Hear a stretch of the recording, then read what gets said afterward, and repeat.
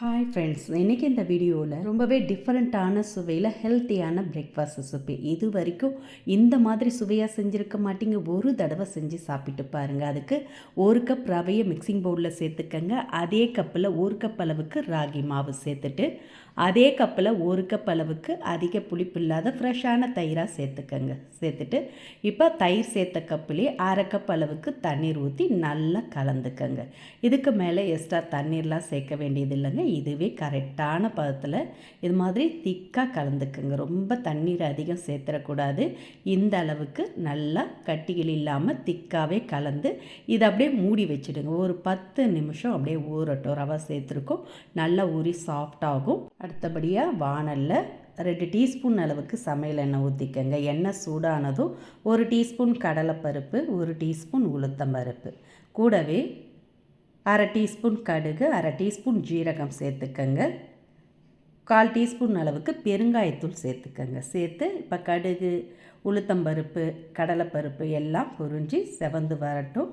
ஓரளவுக்கு இது மாதிரி பொரிஞ்சு செவந்ததும் இதில் ஒரு பெரிய சைஸ் வெங்காயத்தை பொடிசாக கட் பண்ணி சேர்த்துக்கங்க. கூடவே 1 டீஸ்பூன் அளவுக்கு இஞ்சி பூண்டு விழுதும் சேர்த்து நல்லா பச்சை வாசனை போகிற அளவுக்கு வதக்கிக்கங்க.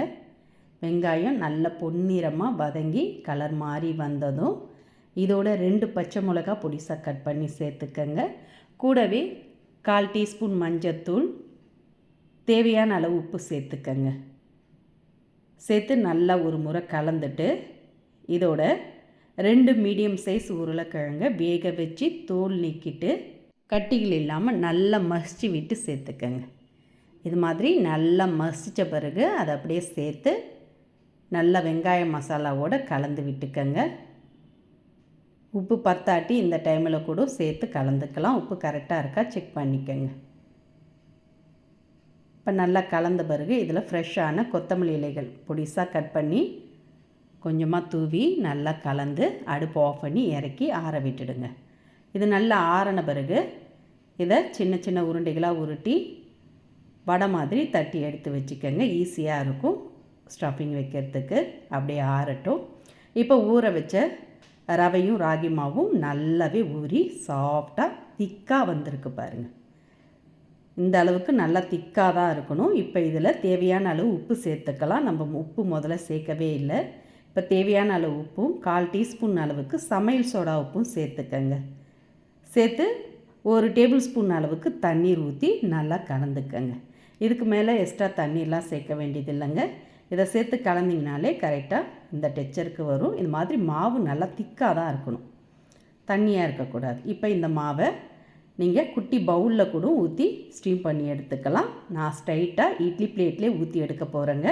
அதனால் இட்லி கடாயில் அடியில் ஒரு டம்ளர் தண்ணி வச்சு சூடானதும் இட்லி பிளேட்டை போட்டு அது மேலே வாழை இருந்ததுன்னா கட் பண்ணி போட்டுக்கோங்க. என் இட்லி பிளேட்டில் ஓட்டை இருக்கிறதுனால நான் வாழை போட்டு அது மேலே மாவை ஒரு 1/2 கரண்டி அளவுக்கு ஊற்றிக்கங்க. ஃபஸ்ட்டு எல்லா குழிகளுமே 1/2 கரண்டி அளவுக்கு ஊற்றிட்டு ஆற வச்சோம்ல அந்த உருளைக்கிழங்கு மசாலா ஃபில்லிங்கை இது மாதிரி சின்னதாக வட்டமாக தட்டி எல்லா குழிகளுமே வச்சுடுங்க. வச்சுட்டு இப்போ ஃபில்லிங் வெளியே தெரியாத அளவுக்கு திரும்பவும் 1/2 கரண்டி அளவு மாவை ஊற்றி இது மாதிரி சமன்படுத்திட்டு இப்போ இட்லி பாத்திரத்தை மூடிடுங்க. மூடி அடுப்பை மீடியம் ஃப்ளேமில் வச்சு 10 நிமிஷம் அப்படியே வேக விடுங்க. சரியாக 10 நிமிஷம் ஆன பிறகு திறந்துக்கலாம். நல்ல வாழை மணத்தோட பஞ்சு மாதிரி சாஃப்டான ராகி இட்லி ரெடி. ஸ்டஃபிங் வச்ச இந்த மாதிரி இட்லிக்கு சைடிஷ் கூட நீங்கள் எதுவுமே செய்ய தேவையில்லைங்க. அப்படியே சாப்பிட்லாம், சூப்பராக இருக்கும். நம்ம கலந்த இந்த மாவில் 12 இட்லி கிட்ட கிடச்சிதுங்க. இப்போ பாருங்கள், இது மாதிரி இட்லி கரண்டியால் எடுத்திங்கன்னா கொஞ்சம் கூட இட்லி குழியில் ஒட்டாமல் நல்லா சாஃப்டாக சூப்பராக வந்திருக்கு பாருங்கள். அடியில் இருக்க வாழையை எடுத்துடுங்க. எடுத்துட்டு இதை அப்படியே பிளேட்டில் மாற்றி சுட சுட பரிமாறலாம். பஞ்சு மாதிரி சாஃப்டாக நல்லா கமகமன்னு அருமையாக இருக்கும். இது வரைக்கும் இந்த மாதிரி சுவையில் செஞ்சு சாப்பிட்டு இருக்கவே மாட்டீங்க. ஒரு தடவை செஞ்சு சாப்பிட்டு பாருங்கள். நீங்கள் செஞ்சு கொடுத்தாலும் எல்லாருமே விரும்பி சாப்பிடுவாங்க. அந்த அளவுக்கு ஸ்டஃபிங்கோட சூப்பராக அருமையாக இருக்கும். இதை அப்படியே சாப்பிட்லாம். சைடிஷ் தேவைப்பட்டதுன்னா தேங்காய் சட்னி, வேர்க்கடலை சட்னிலாம் தொட்டு சாப்பிட்டிங்கன்னா இன்னும் சூப்பராக அட்டகாசமாக இருக்கும். இதே மாதிரி இதே அளவுகளோட இந்த சாஃப்டான ராகி மாவு இட்லி ரெசிப்பியை நீங்களும் கண்டிப்பாக செஞ்சு பாருங்கள். இதை நீங்கள் நைட்டு டின்னருக்கு செஞ்சு கொடுக்கலாம்.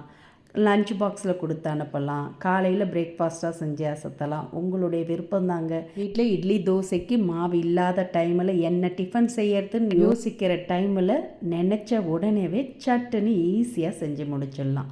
நீங்களும் கண்டிப்பாக செஞ்சு பாருங்கள். செஞ்சு பார்த்துட்டு உங்களோட கருத்துக்களை கமெண்டில் தெரிவிங்க.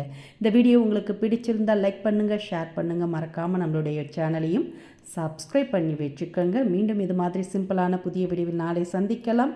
நன்றி, வணக்கம்.